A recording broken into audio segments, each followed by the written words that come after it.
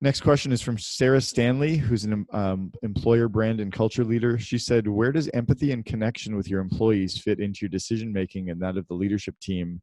Does everyone have it? If not, how do you thread it into decision making if it's not everyone's skill set? Great question. One of the things that we did back at 1-800-GOT-JUNK that I think was key was we hired a head of people. And for us, the head of people considered the people impact of every decision and every plan that we were putting in place in the organization.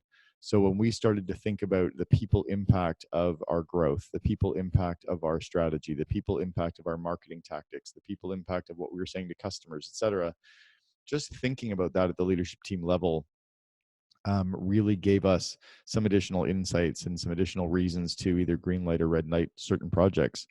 We also built a habit of doing a lot of skip level meetings where the CEO would skip over his direct reports or her direct reports and meet with their next team.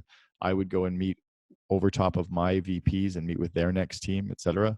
So skip level meetings were a great way to be empathetic and to be engaged with the employees.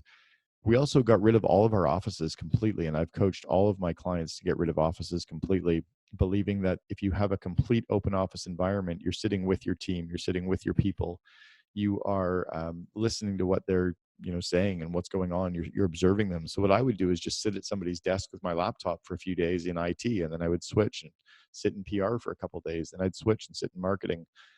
And just by sitting in different parts of the business, you get to see what's happening and again be very empathetic and very engaged with the employees.